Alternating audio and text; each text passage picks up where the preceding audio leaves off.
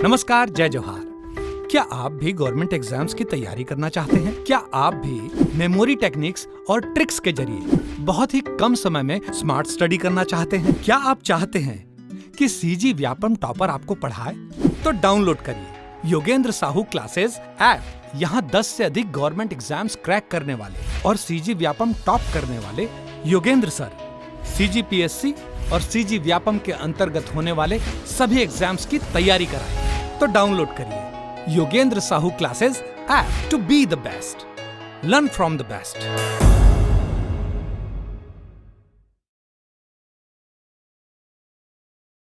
कोई भी सपना साकार करने के लिए सबसे जरूरी है सही कोच का होना। चुनिए Yogendra Sahu classes first rank को और करे अपने सीजी व्यापम सीजीपीएससी का सपना साकार। Download the app now.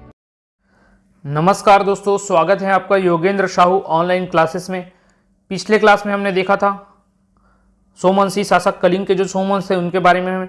हमने जो 4 सोमवंश देखे थे, मैकल, सिरपुर, कलिंग और कांकेर, उन सभी को कवर कर लिया है। उनके साथ में जो उनके शासन के समय में हेनसंग आते हैं, उनके यात्रा वृत्तांत के बारे में भी हमने देख लिया है। अब केवल क्षेत्रीय राजवंशों की बात की जाए तो उसमें बाणवंश बन जाते हैं, जो कि प्राचीन इतिहास के संदर्भ में है। प्राचीन इतिहास के संदर्भ में जो क्षेत्रीय राजवंश है उनमें केवल और केवल बाणवंश बचे हुए हैं, बाणवंश। आज हम इसी के बारे में पढ़ेंगे कि बाणवंश कौन थे, बाणवंशी शासक कौन कौन थे और उनके बारे में क्या क्या जानकारी प्राप्त होती है। ठीक, तो हम देखते हैं बाणवंश किसी शासक, इनका शासनकाल कौन सी शताब्दी में था? तो 9वीं शताब्दी में था। 9वीं शताब्दी में था, 9वीं शताब्दी में था इनका शासनकाल। तो इसे माना जा सकता है कि ये जो है कलिंग के जो कलिंग शासक थे, कलिंग के जो शासक थे, कलिंग के सोमवंश, उनके समकालीन थे। बिल्कुल मान सकते हैं कि सर, क्योंकि वो भी 9वीं से 11वीं शताब्दी तक ही थे। ठीक, तो बाणवंशी शासक के समकालीन अगर आपको पूछा जाए तो आप कह सकते हैं कि कलिंग के सोमवंशी जो शासक थे वो इसके समकालीन थे। अब बाणवंश जो है उसका संस्थापक कौन था? तो वो थे महामंडलेश्वर मल्लदेव। कौन? महामंडलेश्वर मल्लदेव। क्या नाम? महामंडलेश्वर मल्लदेव। तो याद रखना, महामंडलेश्वर मल्लदेव बाणवंश के संस्थापक थे। इनकी राजधानी क्या थी? तो इनकी राजधानी थी पाली। इनकी राजधानी क्या थी? पाली।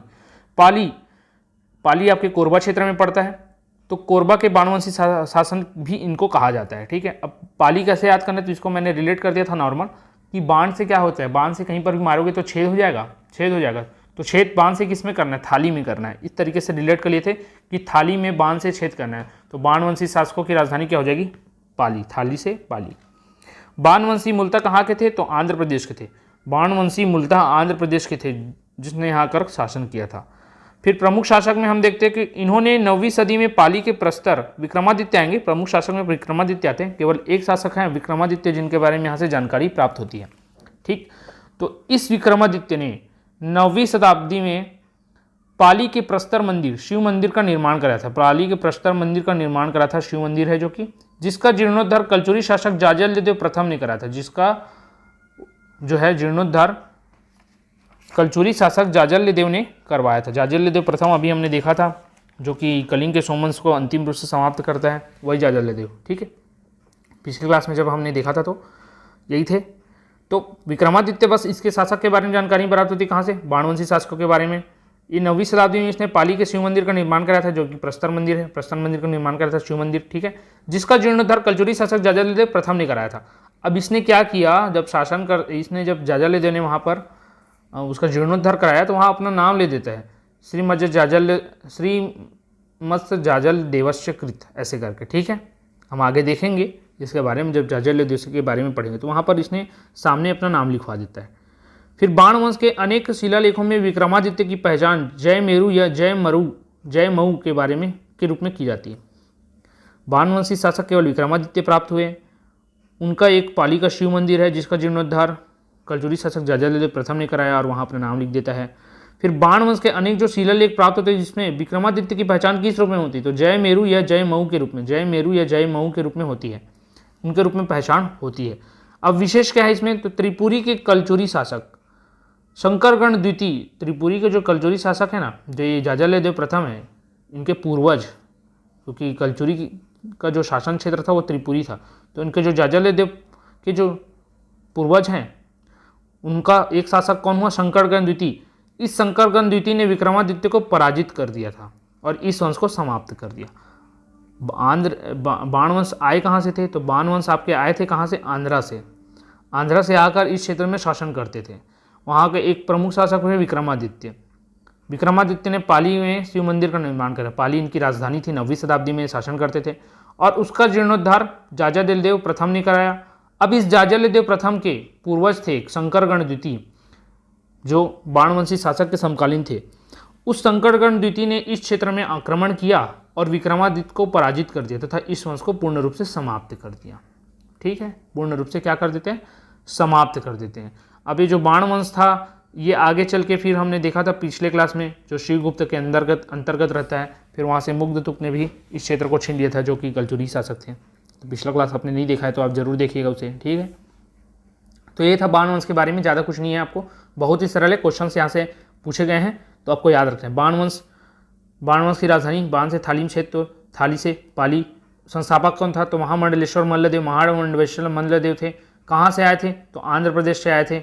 ठीक है, 9वीं शताब्दी में यहाँ शासन किया। इनका एक प्रमुख शासक हो विक्रमादित्य, जिसके बारे में जानकारी प्राप्त होती है, जिन्होंने पाली के शिव मंदिर का निर्माण कराया था, ये कहा जाता है। जिसका जीर्णोद्धार जाजादिलदेव ने करवाया था, ये कहा जाता है। फिर ये जो बाणवंशी शासक है उसकी पहचान अभिलेखों से क्या प्राप्त हुई है? शिलालेखों से। ये जयमेरु या जयमुंग था। जयमेरु या जयमुंग के रूप में इसकी पहचान की जाती है। विशेष क्या है इसमें? तो इनका जो शासन क्षेत्र है विक्रमादित्य का, उसको अंतिम रूप से शंकरगण द्वितीय ने समाप्त कर दिया था, छीन लिया था। ठीक है, इस वंश को और समाप्त कर दिया। तो ये था बाणवंशी शासकों के बारे में। ठीक, आगे हम देख लेते हैं कुछ जो की पॉइंट्स बचे हुए थे, उसे हम कवर कर लेते हैं, फिर ये आपका प्राचीन इतिहास कंप्लीट हो जाएगा। जैसे क्षेत्रीय राज्य वंश और इसकी स्थापत्य, इसमें कुछ ना शासक अभी आपके मध्यकालीन के भी आएंगे जिनके बारे में हमने पढ़ा नहीं है, तो आपको स्ट्रेस नहीं लेना है। एक ही दो रहेंगे, उनको हम आगे पढ़ेंगे तो आपको क्लियर हो जाएगा। तो यहाँ पर चार्ट को एक बार पढ़ते चलते हैं। पांडुवंश। पांडुवंश के बारे में क्या देखा था हमने? इंद्रबल जो इसका वास्तविक संस्थापक था, इसके समय में इसका भाई था ईशान देव। ईशान देव ने खरौद में एक मंदिर का निर्माण कराया था। कौन से मंदिर का? तो लक्ष्मणेश्वर मंदिर का। लक्ष्मणेश्वर मंदिर का निर्माण कराया था।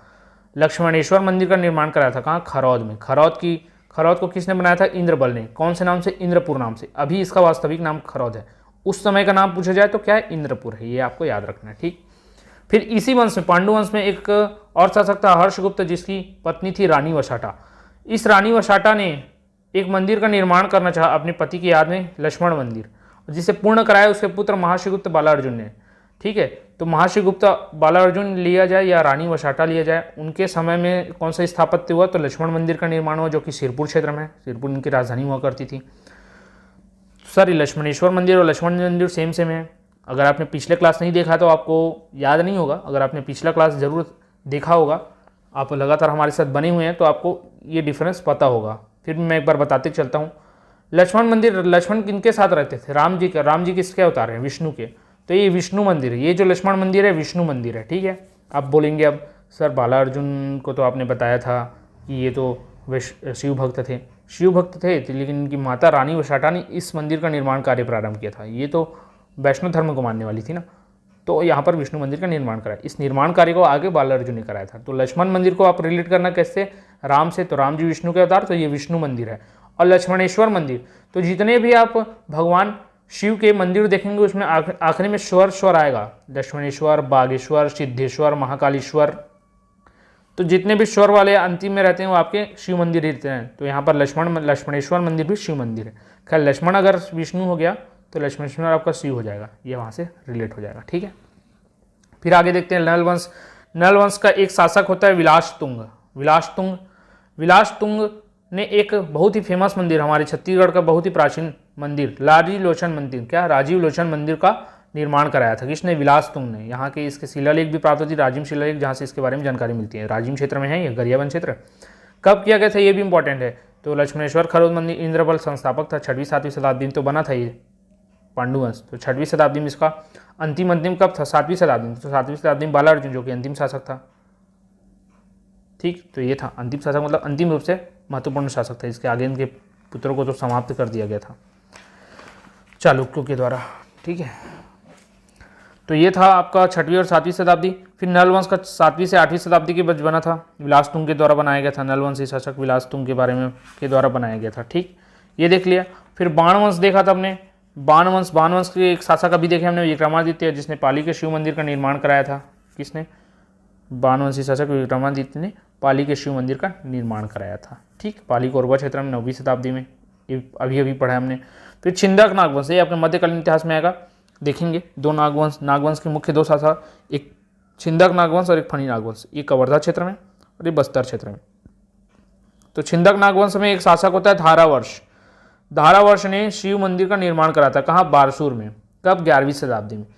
ठीक है। फिर सोमेश्वर देव होते हैं जो विष्णु मंदिर का निर्माण कराते हैं नारायणपाल में 11वीं शताब्दी में। तो छिंदक नागवंश से संबंधित दो स्थापत्य हैं जो दोनों 11वीं सदी में बने हैं। ठीक है। और धारावर्ष नाम उल्टा है और इन्होंने मंदिर अपने नाम के जस्ट विपरीत बनाए हैं। जैसे सोमेश्वर आपके शिव जी से रिलेटेड नाम है, इसने विष्णु जी का मंदिर बनाया है। जैसे कि पुराणों में कहा भी जाता है कि शिव जी के आराध्य हैं विष्णु और विष्णु जी के आराध्य हैं शिव। ठीक है। तो शिव जी ने विष्णु का मंदिर कराया विष्णु मंदिर में, और विष्णु का अन्य नाम क्या है? नारायण, तो नारायणपाल में। ठीक है। सोमेश्वर ने विष्णु मंदिर बनाया कहाँ? नारायणपाल में 11वीं शताब्दी। ये क्लियर हुआ। उसी प्रकार धारावर्ष शिव की जटा में गंगा की धारा, इससे मैंने रिलेट कर लिया था कि धारावर्ष ने शिव मंदिर का निर्माण कराया कहाँ? बारसूर में। ठीक, बारसूर क्षेत्र में कराया था। तो ये था छिंदक नागवंश के बारे में। फिर फणी नागवंश के बारे में देखते हैं। फणी नागवंश के बारे में तो इनके दो शासकों के बारे में जानकारी मिलती है। बहुत ही फेमस क्षेत्र हैं ये, हर कोई गया होगा मेरे ख्याल से। आसपास के इलाके के जो भी हैं वो हर कोई देखा होगा, हर कोई ने इसका नाम सुना होगा, भोरम देव मंदिर। तो इसका निर्माण किसने कराया? तो गोपाल देव व लक्ष्मण देव राय ने भोरम देव मंदिर का निर्माण कराया था। कहाँ? तो चौराग्राम में, जो कि कवर्धा में आता है। चौराग्राम कवर्धा में कराया था। कब? तो 11वीं शताब्दी में इसका निर्माण कराया था। ठीक, 11वीं शताब्दी में। फिर रामचंद्र देव, इनके आगे का शासक आता है रामचंद्र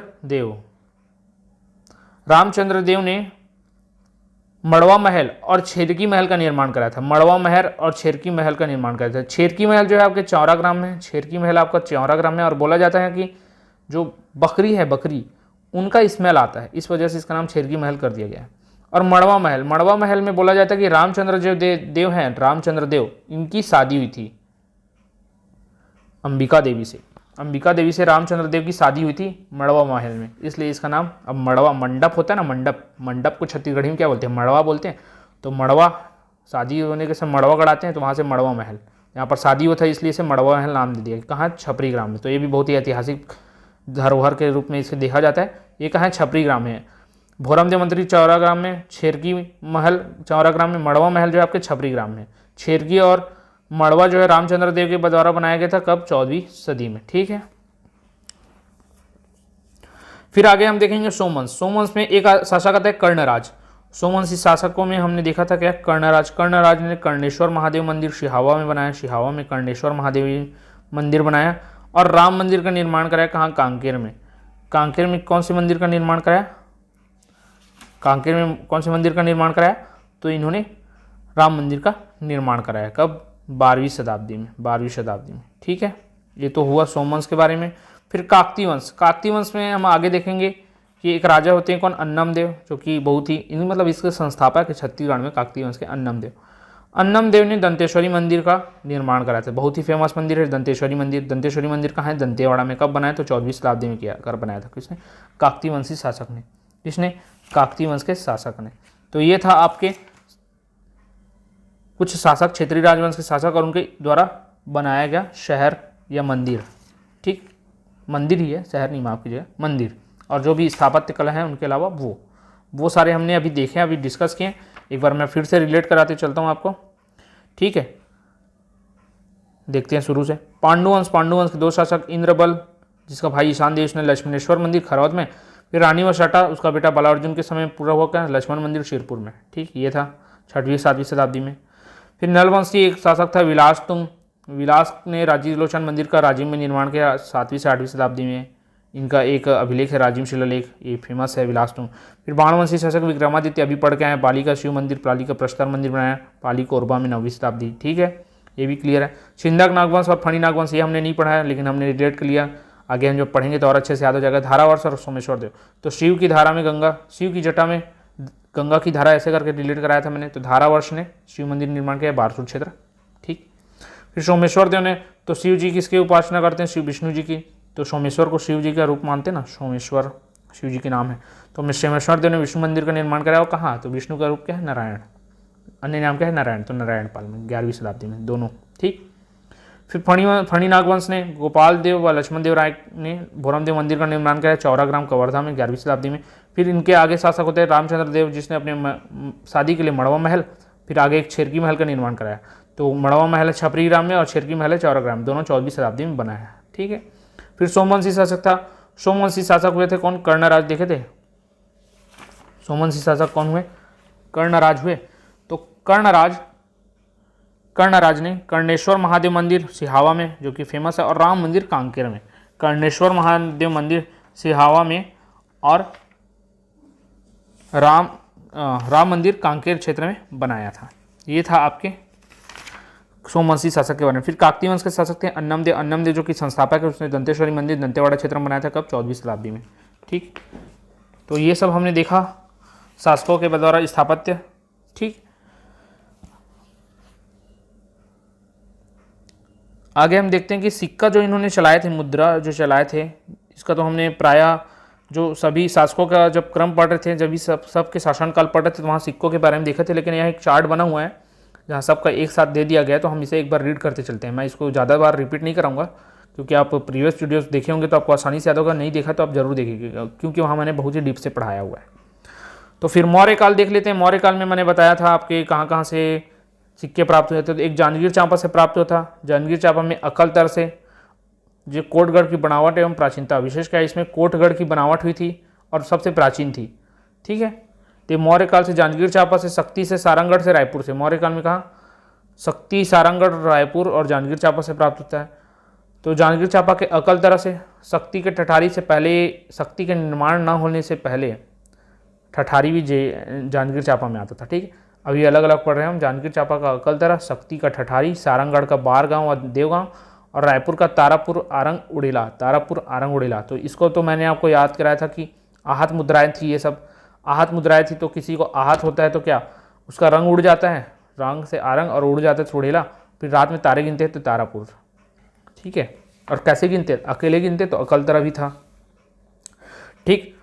फिर शक्ति, जिसके बाद शक्ति वही ठठाता है, ऐसे मैंने रिलेट करा था। शक्ति से शक्ति, ठठाते से ठठारी, और जिसको ठठाते हैं उसका मुंह बन जाता है, मुंह बन जाने से रूप बन जाता है। रूप भाषक सिक्का कहाँ? शक्ति ठठारी से। सारंगढ़ बारगांव, देखो नॉर्मल याद किए थे, सारा बार देवगांव, ऐसे करके सारा बार देवगांव ऐसे रिलेट कर लेना। ये था मौर्यकालीन सिक्के। फिर शुंग वंश के थे। शुंग वंश के सिक्के आपको मिले थे बिलासपुर में मल्हार से। वसुमित्र के तांबे के सिक्के प्राप्त होते। किसके? वसुमित्र के तांबे के सिक्के प्राप्त होते। वसुमित्र जी दो हैं वो शुंग वंश के संबंधित है ना, ठीक है। ये एक पंडित टाइप के थे, ऐसे मान सकते हैं आप। तो शुंग वंश जो है वहाँ के से बिलासपुर जिले से, मल्हार स्थान से वसुमित्र के तांबे के सिक्के प्राप्त होते हैं, ठीक। माफ़ कीजिएगा, मैं वसुमित्र जी कंफ्यूज मैं हो गया था। वसुमित्र जी आपके कुषाण वंश में आते हैं, वो अलग है। ये वसुमित्र इसका संस्थापक था शायद, ठीक है। शुंग वंश के अंतर्गत आता है, ये आपको याद रखिएगा। फिर सातवाहन वंश देखेंगे। सातवाहन वंश ये बिलासपुर से इनके सिक्के मिले। तो सातवाहन वंश को हमने 7 फेरे से रिलेट कराया था, बिलासपुर के मल्हार से, फिर बिलासपुर के चकरबेड़ा से। 7 फेरे लेते हैं, किसके साथ? याद कर लेना, मल्हार से रिलेट कर लेना।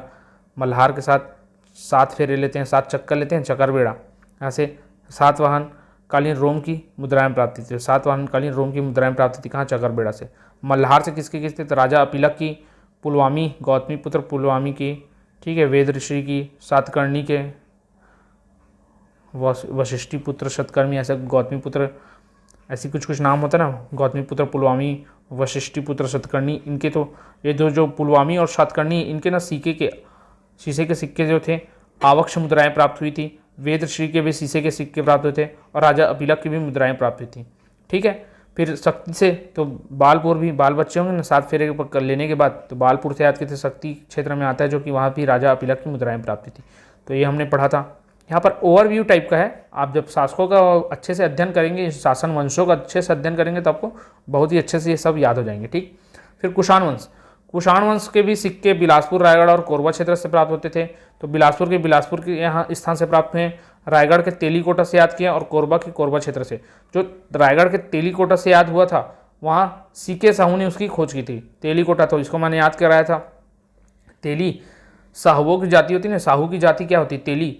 तेली से तेली साहू करके याद किए थे। रायगढ़ क्षेत्र से कुषाण वंश के सिक्के प्राप्त हुए थे जिसके अध्ययन सीके साहू ने किया था, ऐसे रिलेट किया था। फिर गुप्त काल के सिक्के कहाँ से मिले थे? दुर्ग के बानाबरा से नहीं मिले थे। तो रामगुप्त, समुद्रगुप्त और चंद्रगुप्त, कांचगुप्त, कच्छ, बृहदत्त के नाम से जो जाना जाता है, इन सभी के सिक्के बानाबरा से प्राप्त हुए थे। फिर रायपुर क्षेत्र में आरंग से प्राप्त हुआ था, पिटाईवल्द खैरताल से प्राप्त हुआ था। तो आरंग से तो रत्नजड़ी मयूर सिक्का प्राप्त होता है, किसना? कुमारगुप्त का। पिटाईवल्द से 40 सिक्के प्राप्त हुए थे कुमारगुप्त के, ठीक है। फिर खैरताल से कुमार के 215 उत्पीड़ितांक सिक्के प्राप्त हुए थे। ये इंपॉर्टेंट है, बोला था मैंने, नया डाटा जुड़ा हुआ है। ये 215 उत्पीड़ितांक सिक्के प्राप्त हुए थे, कहाँ से? खैरताल से। ये भी कुमारगुप्त के थे। तो रायपुर क्षेत्र में जितने भी सिक्के प्राप्त हुए थे वो पूरे कुमारगुप्त के प्राप्त हुए थे। तो देखना, कुमारगुप्त से रिलेट कर सकते हैं कि नए नए जो लड़के जवान होते हैं अधिकतर कहाँ जाते हैं? रायपुर ना। जो कुमार रहते हैं अधिकतर कहाँ जाने के लिए उत्साहित रहते हैं? रायपुर। तो वहाँ से रिलेट कर लें, रायपुर में कुमारगुप्त के सिक्के मिले। रायगढ़ खरसिया, इसको हसिया से याद कराया था मैंने, हसिया और धनुष से, दोनों हथियार है। तो धनुर्धार विक्रमादित्य का धनुर्धारी सिक्का। विक्रमादित्य कौन? तो चंद्रगुप्त द्वितीय, गुप्त वंश का शासक। फिर गरियाबंद क्षेत्र से भी गुप्तकालीन सिक्के प्राप्त होते हैं। गरियाबंद क्षेत्र से, गरियाबंद के पीतेबंद गांव से, ठीक है। टोटल 49 सिक्के प्राप्त हुए थे, इसमें 46 कुमारगुप्त के और 3 चंद्रगुप्त द्वितीय के थे। 46 कुमारगुप्त के और 3 चंद्रगुप्त द्वितीय के थे। फिर बलौदा बाजार क्षेत्र के खेरनाल ग्राम से प्राप्त होता है जिसके 54 सिक्के थे। इन 54 सिक्कों में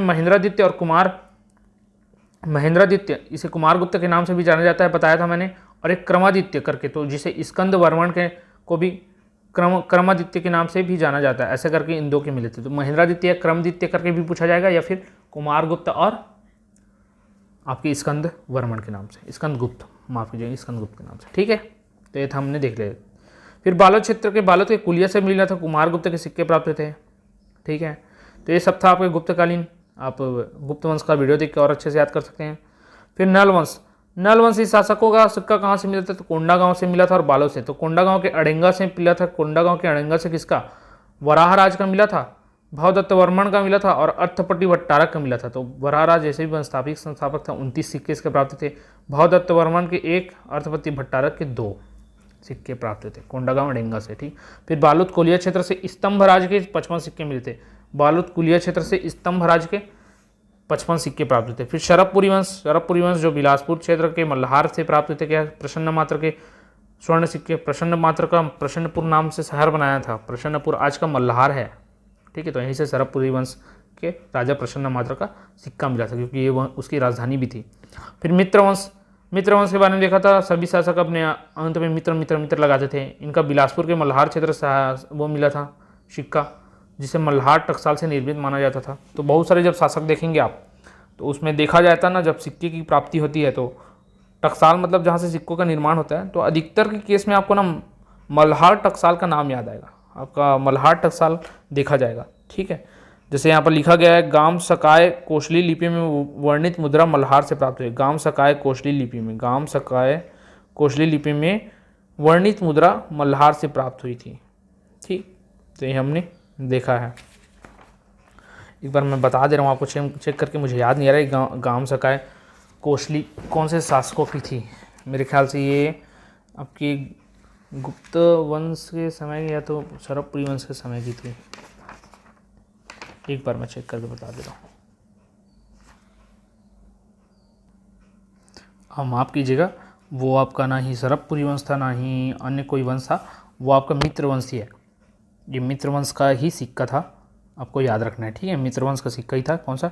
गाम सकाय कोशली लिपि में, ब्राह्मी लिपि में लिखा गया था, जिसमें गाम सकाय कोशली ब्राह्मी लिपि, वो एक पूरा ही नाम है ना, गाम सकाय कोशली ब्राह्मी लिपि। इसमें वर्णित मुद्रा मल्हार से प्राप्त हुई और मेरे ख्याल से ये कौशल ग्राम उसमें लिखा हुआ था, ये आपको याद रखना है, कौशल ग्राम, और ये मित्र वंश का ही था, ठीक है। तो ये आपको ध्यान में रखना है। ये तो हमने सारे मुद्राओं के बारे में पढ़ लिया, और मेरा आपसे आग्रह है कि आपने वंश के बारे में नहीं देखा, इन सभी वंश के बारे में, तो आप ज़रूर उन वीडियोज़ को देखिएगा और वहाँ से आप इनके बारे में और भी अच्छे से पढ़ सकते हैं। तो अभी के लिए इस वीडियो में इतना ही। आपका प्राचीन इतिहास इसी के साथ समाप्त होता है। अगले लेक्चर में हम मध्यकालीन इतिहास पढ़ना शुरू करेंगे। अगर आपको प्राचीन इतिहास के वीडियो में कहीं पर भी डाउट आता है किसी प्रकार का, आप हमें कमेंट करके ज़रूर बताइएगा। मैं फिर उनका एक अलग से आपको वीडियो प्रोवाइड कर दूंगा, जितने भी आपके डाउट्स सारे रहेंगे उनके, ठीक है।